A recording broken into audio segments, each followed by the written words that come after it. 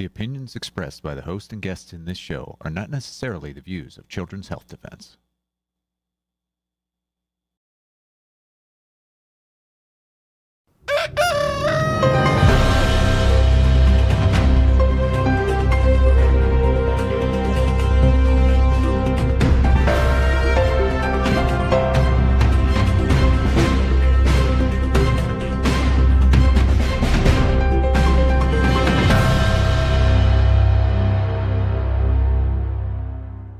Good morning, America.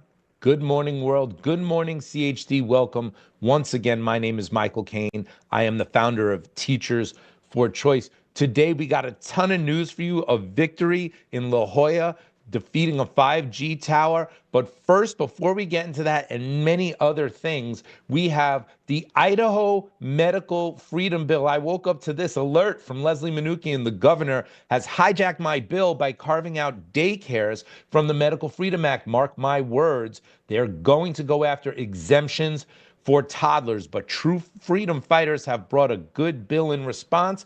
Please watch the below video for the full report. Well, we're not going to do that. We're going to bring Leslie Manookian, the founder of Health Freedom Defense Fund, on. Normally, we go into news headlines first, but this is the breaking news right now. So let's bring Leslie in right now. Leslie, how are you doing today? Exhausted, but fired up, Michael. It's been crazy. It's been a really unbelievable 72 hours. So I just want to set it up. The Idaho Medical Freedom Act essentially bans almost all medical mandates throughout the entire state of Idaho. It passed both houses. It was sitting on the governor's desk, and at the last minute, he vetoed it. So from there, take us through that, and then take us through what this wild ride that has happened. Yeah, so the bill was introduced by Senator Dan Foreman. I wrote the bill last year, worked with him. He loved the bill. He sponsored it. And he had me come to Boise. So he got it printed in January of this year. And then I came to Boise on February 5th. And I presented the bill to the Senate State Affairs Committee and stood for questions. And there was some people who were asking, can you clarify the definition? Can you ensure that any kind of vocational and occupational hazards, traditional protections for those are excluded? And what about hospitals? So we wrote exclusions for those in order to answer those concerns that came from industry, just to make sure that people who are, work in a factory that has lots of dust, that they can wear a mask. Or if you work for Micron, you have to wear a clean suit. If you go into the clean room, you have to wear some kind of protective suit. So we worked with them. The governor had over 2 months to discuss with us any concerns he had. And he waited until literally a little more than an hour before the bill was going to take effect on Saturday morning at 11:30, and then vetoed the bill. And he issued a statement saying that the only concern he has is that there's some gray area around whether or not sick children can be excluded from schools. And so, my rebuttal to that, and our rebuttal was, okay, well, he said, he wanted clarifying language. And first of all, our bill says nothing about and touches nothing in Idaho code that exists already that pertains to what schools can or can't do. Schools can restrict or remove a child that's sick. They can call the parents and say, you have to pick up your kid. That's already in code. Our bill does nothing about that. A business can refuse entry to someone who's sick if they don't want someone to come into their business, right? There's nothing about this. This is about how the parent or the person deals with or addresses the illness. It means that no medical interventions can be forced on that person in order for them to participate in normal life. So your employer can't force you to get a shot, and then you end up in a wheelchair like Doug Cameron. Your employer can't force you to wear a mask unless it's for a vocational or occupational need. And most importantly, members of the public can't be forced to take a shot or show vaccine papers in order to get into an entertainment venue or a grocery store or anything else like that. Idaho code already protects toddlers and anyone in schools, public and private, from getting the shots. But here's what happened. Okay, so we said, fine, we'll put in language that says that this does not in any way interfere with the existing code. I was asked to draft that. I put together a sentence that referred to the right code in order to insert it, and it was ignored. yesterday. This all happened. It went, I was not in touch with the bill sponsor. I couldn't get anything from him. He was basically brought into the governor's office and was negotiating with them and the leaders of the Senate. And what happened was a massive bait and switch. It went from, we just want clarifying language in this gray area about kids being excluded from school if they're sick, to actually, we want a daycare carve out.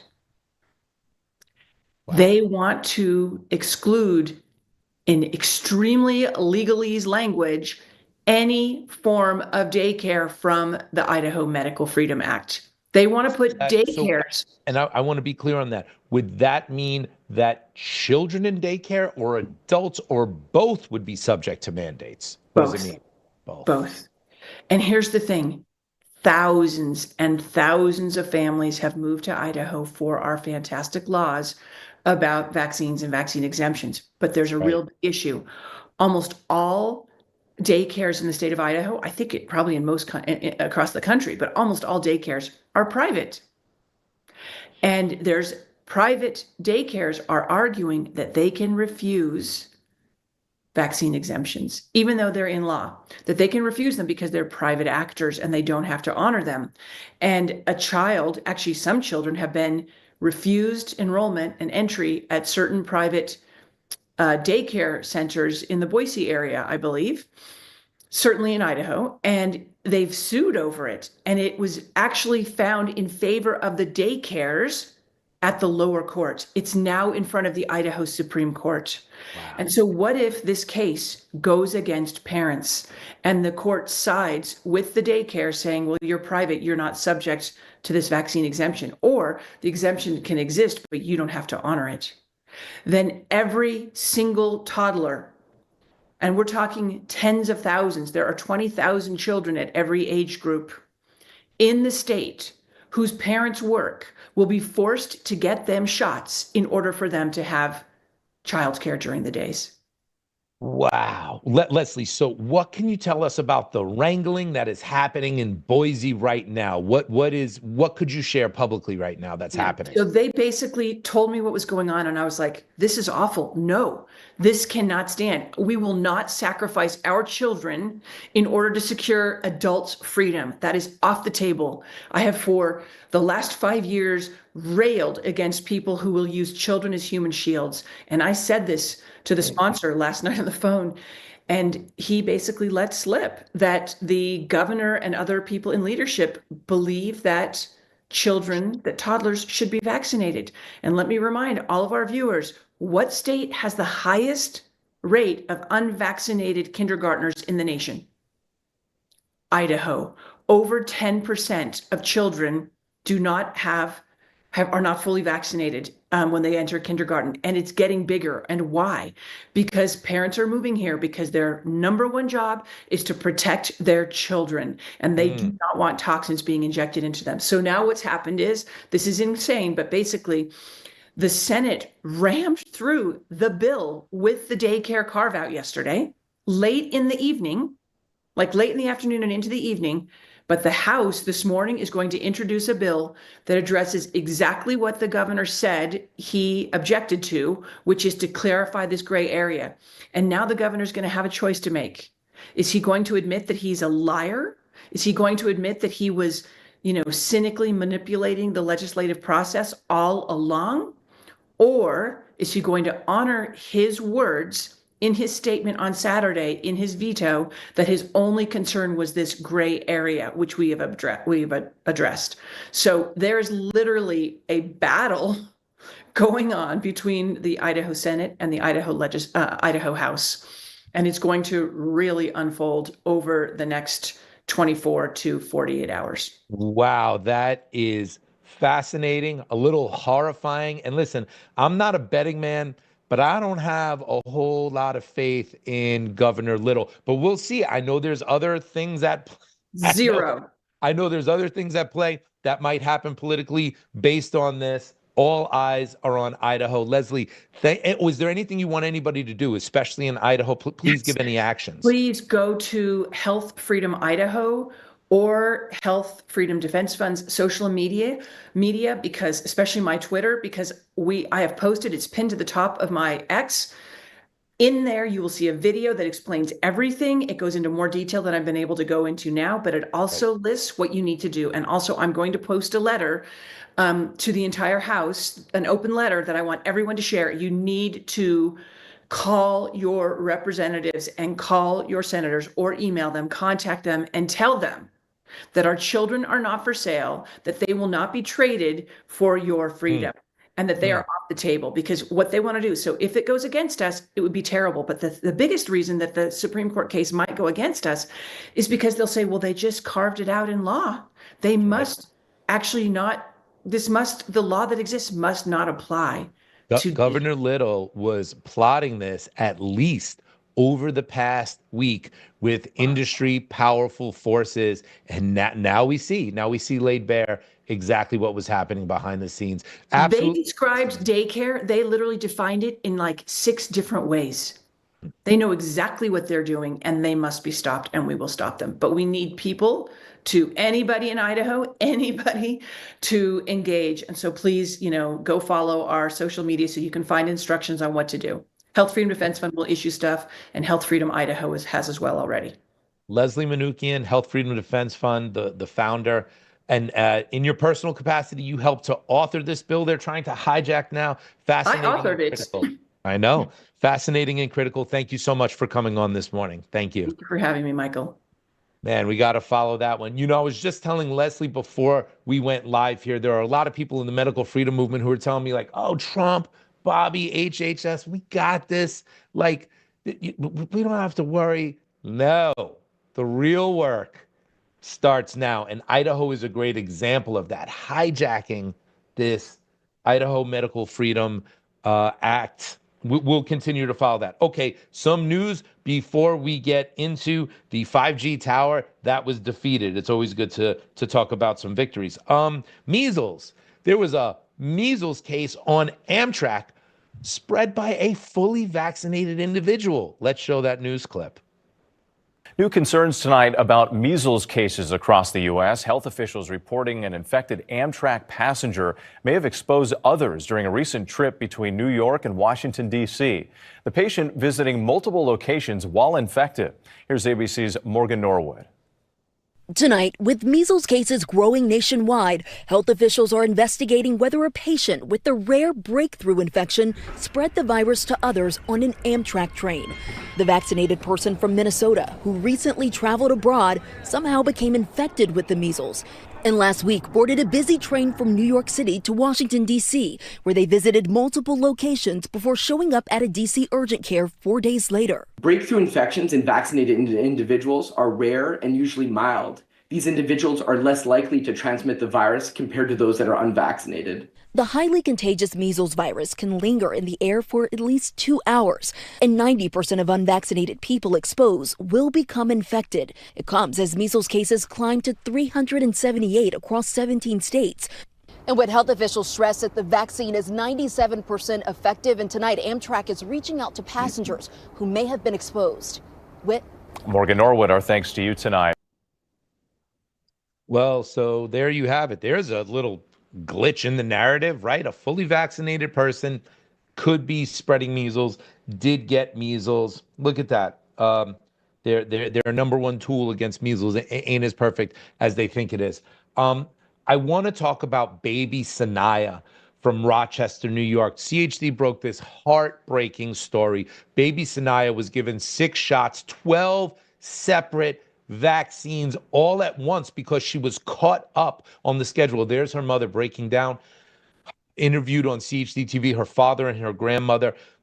The baby died within 12 hours of getting these 12 shots. When they took the baby home in the car seat behind them, she started foaming at the mouth and seizing uncontrollably. And they had to bring the baby immediately from the well visit immediately to the emergency room. Truly heartbreaking. I'm from New York. They're from New York as well, too. I just want to put out there for the first time, I haven't spoken to anybody really about this besides a few activists behind the scenes. I believe New York needs to introduce Sanaya's law, a law that makes sure this never happens again. There should never be catch up of vaccines that makes you injected with 12 separate vaccines at 1 year of age. It is absolutely insane. My heart goes out to that family. And thank you so much for coming on and sharing that. How difficult must have that been for that family to come on with that wound so fresh? Truly a tragic story. And my heart goes out to that family. Recently, Bobby Kennedy, Secretary of Health and Human Services, came out and told a number of things that were happening behind the scenes. We have a clip here I found so fascinating. Let's show this little clip. Instead of remedying the chronic disease crisis, perverse incentives have administrators checking boxes and grading their own homework while public health declines. A few isolated divisions are neglecting public health altogether and seem only accountable to the industries that they're supposed to be regulating. In one case, defiant bureaucrats impeded the secretary's office from accessing the closely guarded databases that might reveal the dangers of certain drugs and medical intervention. So there was agencies, I believe it was in the CDC, that when Bobby Kennedy, as the head of Health and Human Services, said, hey, we need access to this data, they said, no, we're not giving it to you. Matter of fact, they say later in the video, he says, they said, not only are we not giving it to you, if you want it, you got to pay for it. So you had a federal health agency telling Health and Human Services, you had to pay for the data that belongs to the American people. Unbelievable, the layers of corruption that are being uncovered. So, a lot of people out there are saying, oh, this isn't moving fast enough. Bobby needs to do more. This is outrageous. I don't trust him. Patience. We don't know. It's been 42 days or something since he's in there. And these are the things that he's wrangling with. And I really appreciate that he was able to tell the American public about this and tell us. I'd actually heard about it from a source confidentially a couple weeks ago, but it was very good for me to hear that the secretary is telling the American people what he's actually grappling with. I think that's very important. Will MAHA protect biometric data? This is an important report that I broke at the Teachers for Choice Substack. From biological markers to smart bassinets for your baby, our health privacy is being invaded. What does MAHA think about this? I did a full report on this I think is very important because our data is something that is very important. We write about a smart bassinet that actually watches and analyzes a baby to, when they're fussy, get them back to sleep, to rock them back to sleep automatically, to get the exact white noise that works for that baby at that time of night. These are important issues that we need to look at. And MAHA, Kennedy, and others, and Trump, they really haven't said where they stand on this. So it's something that I'm going to continue to look at. We're going to continue to analyze because it is very important that we know what is happening with our data. Check that out at teachersforchoice.substack.com. Teachers for Choice, New York Workers for Choice was going to have a mayor forum in New York City. It is postponed. The mayor's forum in New York City is postponed because every single Democrat said no or said nothing or wasn't going to come to this. Only the Republican and independent candidate, Curtis Sliwa and Jim Walden, agreed to come. So we're postponing it. It is going to happen, and we're going to have more news on this on CHD TV as well, too. And lastly, before we get to our next guest, the United Federation of Teachers, finally medical mandates enters the UFT teacher union election in New York City. On the right, there is Michael Mulgrew. On the left is Amy Erindale. Michael Mulgrew is the president of the UFT. He presided over firing me and thousands of New York City educators who didn't get the COVID shot. But now Amy Erindale from the ABC slate has just added medical mandates to their platform. She is challenging him in an election in May, and I am in talks with that slate. It's fascinating to see finally that our issues are being discussed at the union level, which could be very important. So follow Teachers for Choice for more updates on that. Okay, excellent. And with that, I want to go to our next guest. We have Patti Garay from the Save the La Jolla, the La Jolla Bike Path Coalition. Patti, thank you so much for joining us this morning. How are you? Thank you. Very well. Thank you so much. So you guys had a victory. Why don't you talk to us a little bit, let people know what it was that you were battling. Take us through what you guys were doing there in La Jolla.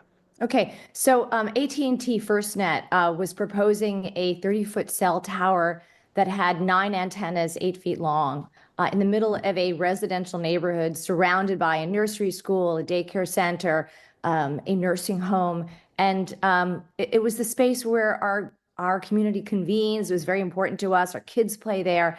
So this was something that we did not want to let go. So we decided that we had to fight for it, and we had to fight for it early on, right away. So we handed out 2,500 flyers to the community. We knocked door to door, rallying up support wherever we could find it. We had a makeshift office on the bike path that was manned by volunteers who would educate the community and let them know that there would be negative health impacts that would come along with this tower. So we fought for it early. We wanted to make sure that Big Telecom realized that this was going to be an unfriendly political landscape. And we wanted to speak with one passionate, united voice against their plan. So we assembled a group of people, and everybody had different roles, but it was not easy. It was a lot of work. But after several months, we then had a 5G town hall that was very helpful in also not only just educating the community, but letting Big Telecom and our elected officials know that this was something that we were very much against. So at that town hall, what were some of the things that were done, some of the strategies, some of the things that happened that helped this process, that helped to get you to the victory of ultimately defeating this tower? So, well, we had a demonstration outside. That's a good thing for community to do because it attracts media coverage. Yeah. And we did have quite a bit of media coverage. And I think that was something that our elected officials weren't excited about. So that was a good thing. And it also let Big Telecom know that we're not going to bow down to their plans. So the media coverage and the demonstrations were helpful. We also had a wonderful presenter, Dr. Ken Chamberlain from the Environmental Health Trust, who educated people on the negative health impacts of these cell towers. And he was a very persuasive speaker, very powerful. And we know that he changed a lot of hearts and minds of those who attended. And then after he spoke and after our presentations, we handed out blank postcards to attendees with pens, and we had a whiteboard with suggested talking points such as our bike path is not for sale, health and safety is number one, put an ordinance on the agenda of an upcoming city council meeting. And so the audience filled out those postcards. Many spoke very eloquently from the heart. And then we delivered them to the city council president the next day. It was a Valentine's Day, so we made it a Valentine's gift for him. And so that he got the message on that. And Right. actually AT&T pulled out the next day after our town hall. Oh, wow. So it actually came from the industry player themselves that they said, you know what, this is more than we're willing to take on right now. Yeah, it was. Yeah, we wanted to make a big splash early on before it went too far. We didn't want to wait till we lost at a hearing or a planning commission and then tried to reverse the loss into So a Patti, late game. I got a question about that, because so often when I've interviewed people about this or talked about it, it's often been too late in the process. Certain contracts were signed, certain things happen, and even in going through lengthy, expensive court battles, they're still not able to do it. What was it that allowed you and your movement to catch this so early before it became the point of no return? I think it's a good point. The timing is very important. I think you need to come in very early and very strong. And they need to know that we're not going to stop. And we weren't. We already had many other demonstrations planned after that. I think they got that feeling from us. But I think that if you wait until you go to a hearing or planning commission, Well, the planning commission in our area is appointed by the mayor, so they would not be representing our views, but the elected official views, which is unfortunately sometimes big telecom's views. So we didn't want to wait that long. And I think coming in early and doing it strong right from the start really helped us. We know that AT&T had representatives that night at our town hall. So that was a big thing. I think it was no coincidence that they pulled out the day after the event. Yeah, AT&T doesn't want to fight a well-organized, well-prepared community. My last question is, your name's actually quite specific, right? Of your group, Save the Jolla Bike Path Coalition. What's next for you? What might happen since you have saved the bike path, right? What might be the next steps for your organization? Well, unfortunately, we've had to fight off several cell towers in our community this last year. This is like the third, and they're actually already they have another cell tower that they're planning, and we're hoping to fight that one off too. And it's a little hard because, as you say, it's later in the game and it's tough. That one is much later, and unfortunately, it's on kids' playing fields. We're advocating for an ordinance against for setbacks from cell towers to homes, playing fields, daycare centers, schools in the city of San Diego. So that's what we're moving towards now, because we realize that an ordinance is the key, and that without an ordinance, there's nothing to protect our communities from these cell towers. Yeah. Patti, thank you so much for joining us today. If people want to find out more on how they can get involved, where can they go? Where can they learn more about your organization?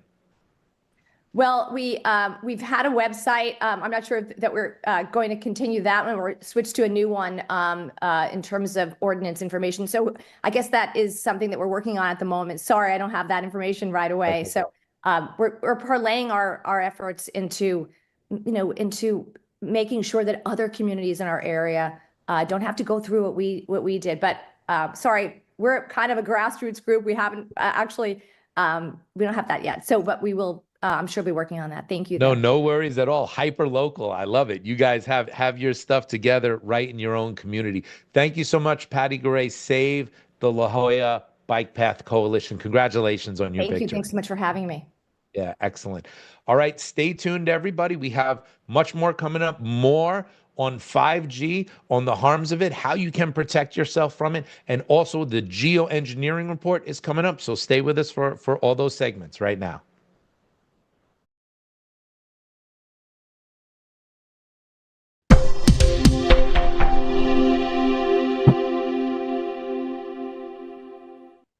Hey, it's Miriam, and here is your smartwatch alert. Could this be the end of Apple? Something big is happening right now. Wait until you hear this. So a little while ago, everyone was talking about how the Apple Watch had a bunch of forever chemicals on it that was like exposing people to way higher than normal amounts of PFASs, which are hormone disrupting and all this. But now on Apple's own forum and across Reddit, people are talking about this. They're looking at their wrists where their Apple Watch was, and there's a little spot or a big spot right where they have been wearing their smartwatch for all this time. And now Apple, of course, is refuting this, saying, scientists have referred. And there was actually a big thing where Apple had to tone down the frequencies that were coming off of their devices because people were complaining and whatnot, but it's still enough that a lot of people are getting this effect on their wrist. The other thing is there's thousands and thousands of reports now of people having growths inside their brain where they hold their phone to their head. That's why you never want to hold your phone to your head. Always speakerphone or headphones are preferred, not AirPods. And there's also millions of people who report having a rectangular spot on their leg where their phone sits in their pocket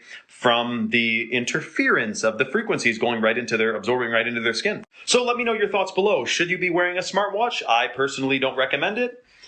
Is everything safe and effective, or should we be concerned? So what's really interesting about this video is that it correlates with an increased number of consumer reports on Apple's own website of people that report burns to their skin where they wear the Apple Watch. And that, of course, is in line with a lot of the independent researchers who are saying that these devices emit unsafe levels of radiation altogether.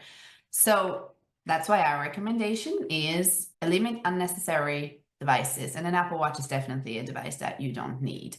Limit your time spent on these devices as much as you can and keep them as far away from your body as possible.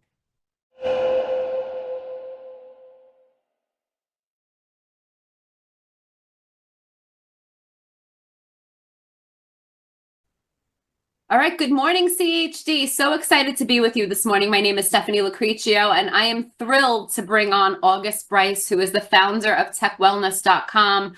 Definitely check her out if you haven't already. So many great tips and tricks, and I'm happy to have some time with you to go over all the things. So August, welcome to the show. Thank you, Stephanie. It's so great to be here. I love what you guys are doing, and I'm just thrilled for where you are right now in this point in time, because I feel that your audience is growing dramatically, and the message, all your messages are so important, but they all boil down to one very important thing, our children. So couldn't be better. 100%. It is so important that we have this conversation. And I think that the importance, now that we're in April for Autism Awareness, is even more significant, because I don't think that many people make the connection between autism and the exposure to these devices, being on the exposure to radiation. Can you talk a little bit about some of the studies, some of the things that's out there right now that parents need to know about? I would love to. So Martin Pall did a deep dive, and he worked with Peter Sullivan, who is a great friend of ours and also of autism.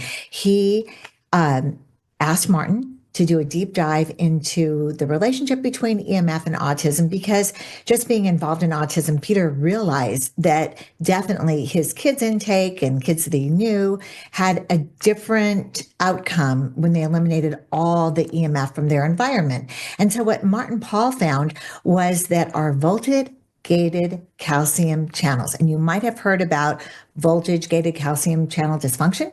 We're talking a lot about that when we talk about EMF.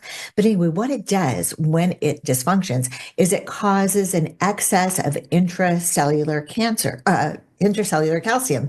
And Martin made the connection between that intracellular calcium and something called synaptogenesis, which is our brain development. Oh, good. I love this. So here you can see in this slide, see those red, in the red box? Those are all the ways that this excess calcium can affect synaptogenesis, which is brain development. And guess what? Brain development in children starts when the baby is 16 weeks in utero. And this continues until they're 2 years old. And he found that because of this voltage-gated calcium disruption, and basically what happens is the cells, I kind of like to imagine it and explain it as the cells just are shocked a bit, and the gated channels that are supposed to open and close don't work properly. And then we're left with an excess of intracellular calcium that affects our synapses and our neurodevelopment. And most of these cells are predominantly in our central nervous system, which is our brain. So this all makes sense. And it's not the only cause. Martin also goes through other research that links EMF to autism, as well as various chemicals, like we've heard glyphosates, pesticides, mercury. There are many, many things that do impact the cause of autism, but this is such an important one that we can avoid. So basically, when a woman is 16 weeks pregnant, through till a baby is 2 years old, it's so important to make sure that the baby isn't near this. My daughter just had a baby, and she said that the main thing that I talked to her about while she was pregnant, the main thing that I said, and this is so true, every time I saw her, is your phone on? Is your phone on airplane mode? Oh my gosh, it was always on airplane mode, because she said absolutely no radiation near the bump. And I was so proud of her. She wired up her home, she turned off her Wi-Fi, and this isn't normal, I understand. But if it can prevent your child from having autism, which is now up 1,200% since, or 1,200-fold since 1931, 1 in 4 children have some type of autism. This is crazy. And it's something that I think really deserves our attention. So I'm so glad that I get to talk about it a little bit today. I am too. And I think I saw that reel. Was that your daughter on the reel? That was my daughter. I love it. Gave birth like 3 days later. Oh, she was ready to go in that reel. That's so congratulations on being a mother. That's amazing. Yeah. I have to say, my son is 17 and the game has definitely changed. I was at a Prego Expo a couple of weeks ago, And everything from your bassinet to your baby monitors to a device that will tell you when your child is wet is Bluetooth enabled and Wi-Fi enabled. Can you talk a little bit about some of these modern conveniences and how they're being positioned to be helpful for parents, but what it's actually doing to not only the babies, but to the families that are in these homes? Well, and when it comes to Bluetooth, number one, anxiety. Secondarily, we know that people who wear those Bluetooth earpods, AirPods, whatever you want to call them, not picking on one brand, they have a 12% greater increase of thyroid nodules. And the crazy thing is, the people in the study, not one person was over 50. And typically, thyroid nodules are an older person's ailment. So it's just showing us that this definitely is having an impact. Thank you so much for showing that. These drive me crazy. I want to take them out of people's ears. And the focus of everything that you talked about is man-made wireless EMF. So when we talk about EMF, I hear a lot, oh, it occurs naturally. And yes, it does. Magnetic resonance of the earth and lightning. Yes, definitely EMF can be a natural occurrence, but we have taken the high frequencies of radio frequencies, married it with magnetic so that we could pass data through them. And so, by the way, when that Roomba and, the thing that tells you that your baby is wet, or a breathing monitor or a baby monitor, those are all sending data. And when they do, that EMF not only is taking sending your data, but it also opens you up to privacy issues as well. And so in addition to that EMF exposure, there's so many things that we need to worry about when it comes to anything that's carrying a wireless signal that I think is so completely unnecessary. I'm actually wishing that there was an old Roomba that was the analog version, because we used to have one and now I can't buy one. And as far as baby monitors go, I did put together, I procured all the elements to create a wired baby monitor in your home. And I'm so excited. I tried 15 different cameras and I found the best one and the best app that's very privacy focused. So I'm excited about that, because what is a mom to do? What's a dad to do these days? It's so hard to avoid. And Stephanie, I know you have one of these, but this is one of the most helpful tools in your toolbox, right? A meter that helps you find that always hidden EMF. And another thing you can do is you can look at the specs. Yes, I love these. Look at this. Here's a meter demonstration. This is so great. So, and I love him, EMF Remedy. This is awesome. Kurt. Anyway, so what you're seeing there, or what you're about to see, was that when you turn on this meter, and this is one of my favorite RF meters, you're going to see the level of radio frequencies in the room. And a yellow light, like I'm showing now, is moderate EMF. You try to keep it in the slight zone, which is very difficult, but I can do that. I have made sure that my bedroom is located in an RF free zone, and I'm actually on green, a slight zone in my bedroom. And then, of course, I sleep in a canopy, which is like a Faraday, beautiful natural material. And there's actually zero EMF. And that's what I recommend for your baby. That's what I recommend for you. Anything that you can do to get to that is super important. So there's probably one space in your home that has more radio frequency exposure than others, and it's worth it for you, for your health, and for your child's, for your whole family, to find those sources and eliminate them. I love this. Look at this. I love these. These videos are awesome. Okay, so yeah, look at all of that pulsating wireless energy. That man-made wireless energy definitely has a biological effect. We've got thousands of research studies showing us all the different effects, from infertility to cancer. And so if you don't want to invest in a meter, you can look at the specs. If you see anything that says radio frequency or Bluetooth or millimeter wave, you can be sure that whatever that item is, if it's a speaker or even a thermostat or your washing machine or your refrigerator, that it is, I like to say, off-gassing EMF. And the most important thing to do is to create distance between you and that item, whatever it is that's exposing you to unsafe levels of wireless energy. I love it. And I will tell people, as you get those meters, the first time I turned mine on, I was like, oh my God.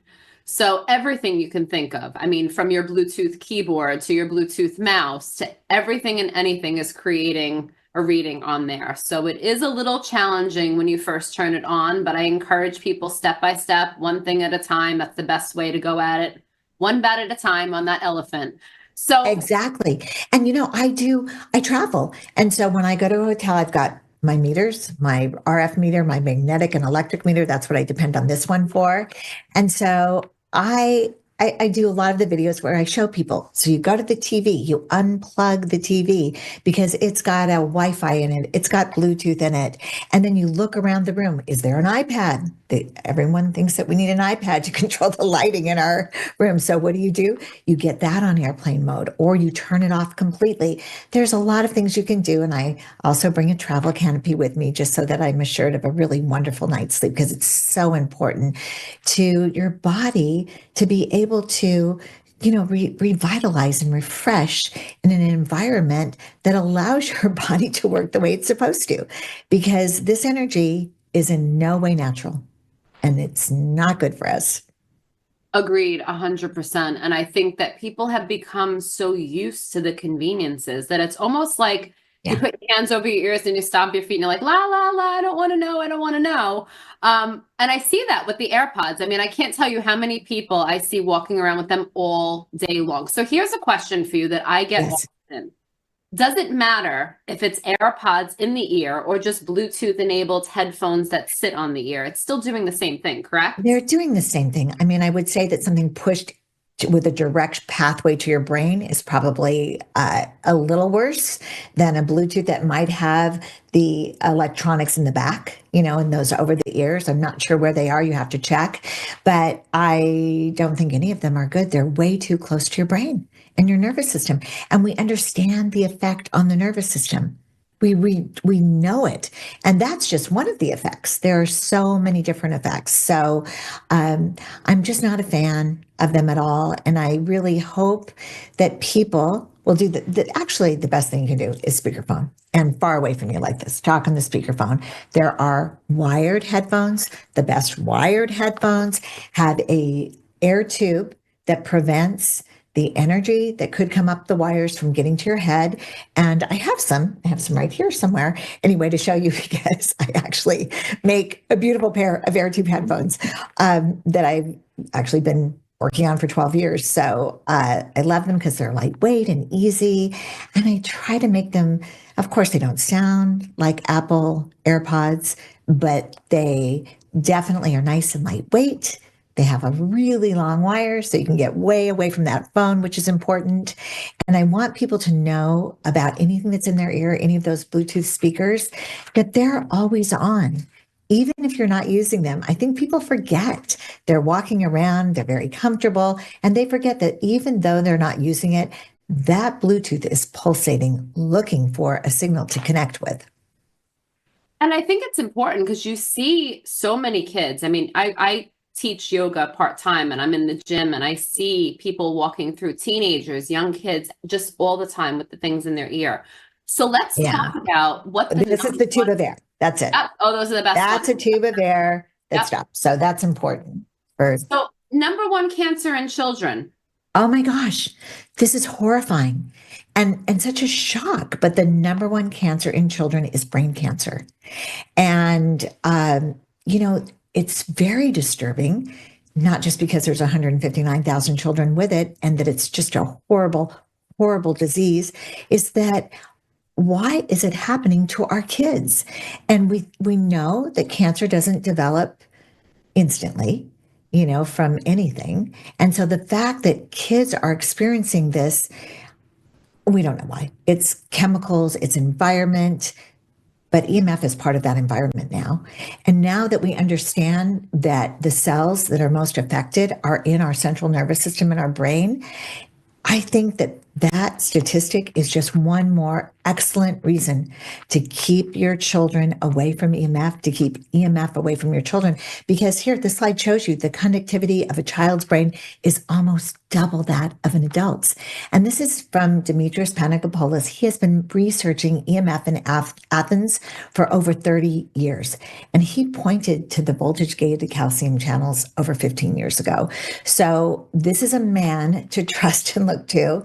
And Deborah Davis of Environmental Health Trust has the same research and has shown in beautiful modeling how that exposure, how that invisible EMF, whether you can't see it, smell it, or touch it, it is actually getting absorbed deeper because skulls aren't as thick and they just don't have the protection that we have.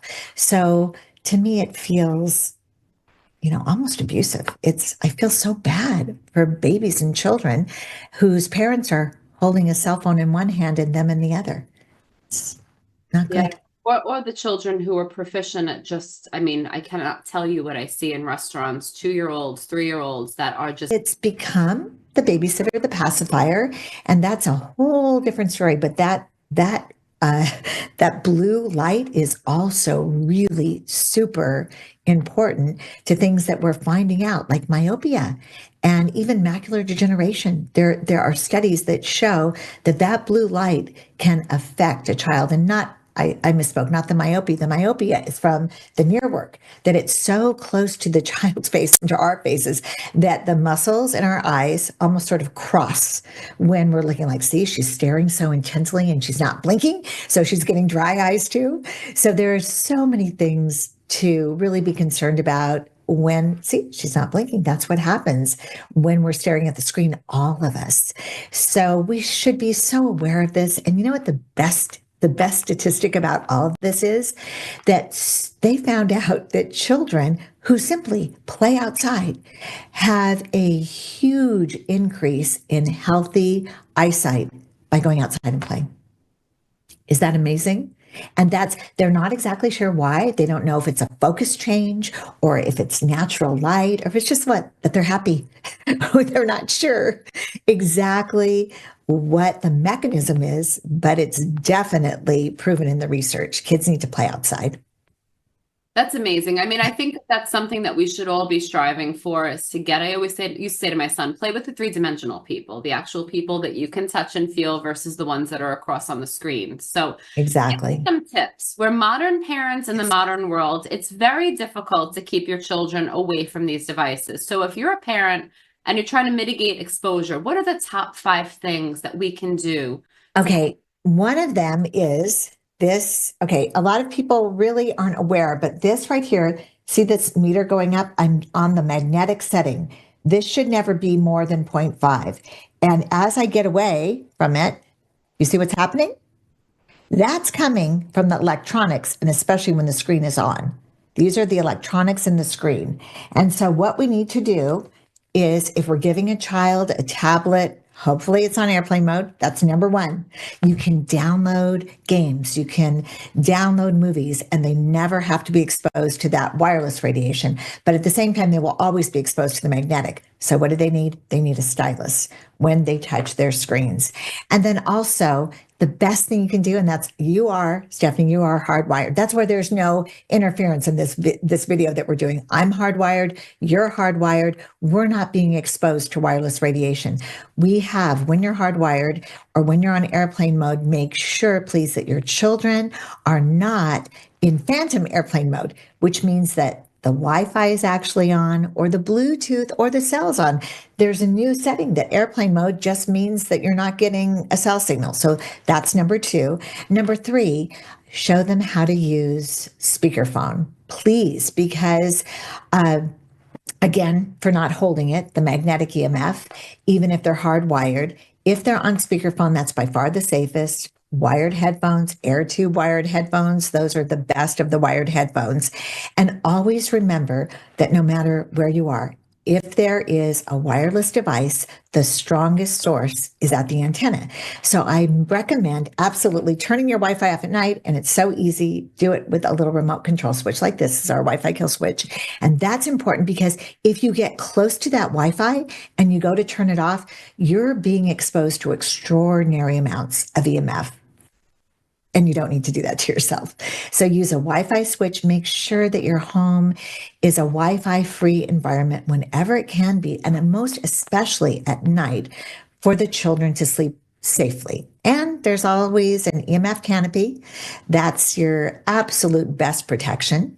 So it's a big investment, and it's so worth it if you're having any consequences at all that you can even feel, because there's the sensitivity and then there's also the reactions that you might not feel.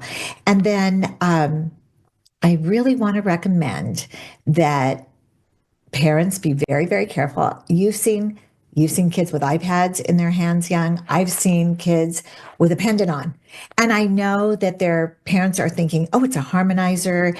It's going to help them. There really isn't very good, reliable research for that. In fact, one of the biggest harmonizers actually has on their website their very own research. And it says that after a week of using it, there was no clear evidence that it helped sleep or any of the well-being markers that they were measuring. And so I think that you see research on a website and you believe a claim, but please take the time to really read the research. And if it resonates with you and you think it's going to work, that's great. But be aware also of the risks of using a shield and the benefits, and use that wisely. So those are my biggest tips, because I know parents now are really trying to do the right thing.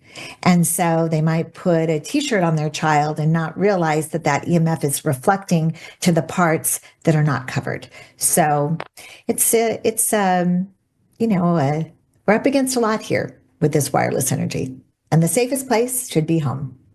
It's very tricky. Right? Being a parent today is not an easy thing. My mom always says that to me. So for the parents that are watching, we do the best that we can. We take it one step at a time. You make changes where you can. Yes. Definitely continue to tune in and plug into CHD TV and The Defender. We're committed to covering this information. We have a lot of resources on our website that you can check out. On the homepage, you'll see that electromagnetic radiation button. You can click on it. And I suggest that you follow August on Tech Wellness. Tell us how people can find you and connect with you. There I am. Thank you for that slide. That's my Instagram channel. I'm on Facebook. I'm on LinkedIn. I have a website with hundreds of articles and a YouTube channel with over 150 YouTube videos right now, where I just show you the hidden EMF, and I show you how to avoid that near work that I talked about, and use your devices as safely as possible. Thank you so much.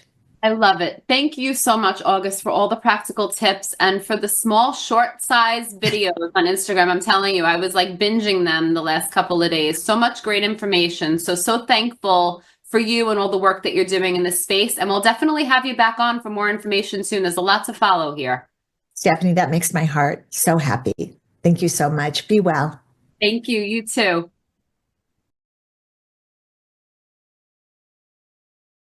I'm Claire Dooley. You're watching CHD TV, and this is the Geoengineering Report, where we identify the threat in the skies. Historic and devastating wildfires ravaged California earlier this year, followed closely by flash flooding after a long period of no rain. Are these just natural occurrences? Across social media, we hear echoes that these catastrophes were planned. I am not a conspiracy theorist, but I want to know, where the hell are wildfires coming from? Just look at some of these images. These look like straight... We're not here for conspiracies, but we are here for the facts. And our expert breaks down this 1-2 punch to Southern California. Evacuation warnings issued in Southern California as heavy rain brings threats of mudslides in areas scarred by fires. First it's the fires, now the flooding. Do you think this is to finish those areas off? Is there another agenda here, smart cities or something like that? Great question. You're exactly right. We see it consistently again and again and again. First, about the wildfires. That we can hang most completely around the neck of climate intervention operations. We're not guessing. Let's take the California fires, for example. We can see on satellite imagery these operations, climate intervention, aka climate disruption operations, cutting off the precipitation to regions like LA. Before the massive recent fires, LA had basically no rain for almost a year.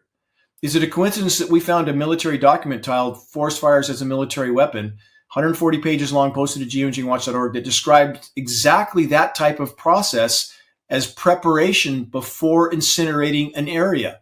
And this is most alarming. There were 17 regions identified as study zones in the continental U.S. LA was one. Why is that in a U.S. military document studying LA as a weapon zone?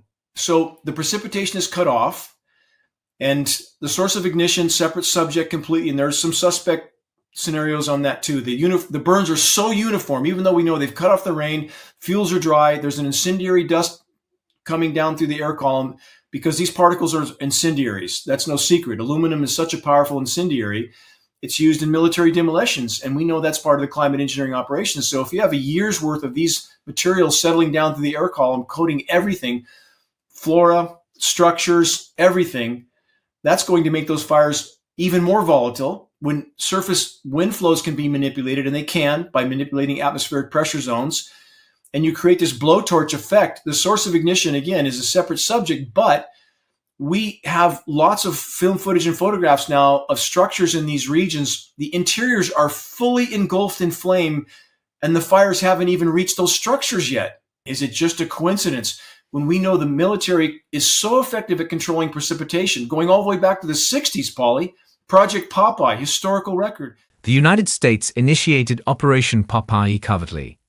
This audacious endeavor aimed to extend the monsoon season by inducing heavier rainfall than normal. Over the course of 5 years, the U.S. Air Force executed over 2,000 clandestine missions during the rainy seasons, deploying silver iodide into clouds to augment precipitation, a method known as cloud seeding. The United States hoped that heightened rainfall would impede North Vietnamese mobility and provide cover for a U.S. military breakthrough. The aims of the operation were to soften road surfaces, making them difficult to traverse, trigger landslides along key roadways, wash out river crossings to hinder movement, and to keep the soil saturated for extended periods, prolonging the logistical nightmare. Through these tactics, Operation Popeye sought to turn the very environment into an obstacle for enemy supply trucks and disrupt the flow of resources along the Ho Chi Minh Trail. A storm of ethical quandaries and unforeseen consequences brewed beneath Operation Popeye's weather manipulation. There were international treaties passed in the 70s forbidding those type of operations, not that anybody cares about those treaties. So are we to think they can't do it much more effectively now? At minimum, they could have augmented the rain before the fires happened. And climate engineering is even more effective at diminishing and dispersing rain. We know that from the Chinese government stating that don't worry about rain at the Olympics, we'll make sure it doesn't. This is ludicrous. It's absolutely gone to the point where the denial of the American population is mind-boggling. We face a near-term existential threat, and I'll leave it at this. Aside from everything I've described so far, we're breathing what they're spraying, including polymer nanoparticles, which are now showing up based on peer-reviewed study everywhere in the human body, every single organ, from placentas to brains to livers to kidneys, everything. And we're breathing these materials.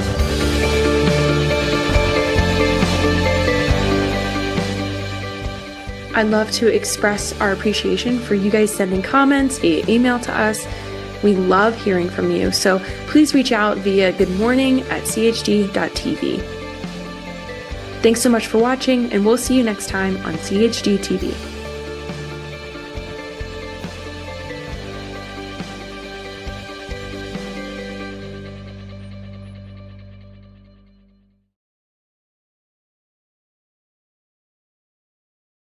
I have been in contact with many teachers who have witnessed the introduction of Wi-Fi in schools. And these teachers are telling me that since Wi-Fi was introduced, they have more problems with attention than before. We modify our environment. There are ways to do technology that is more respectful of human physiology. Join 18 EMF experts from April 10 to 15 at the 2025 EMF Hazard Summit. Discover how to reduce risks from AirPods, smartphones, Wi-Fi, and other sources of EMF exposure. Your children and grandchildren are counting on you. To register, visit emfhazards.com.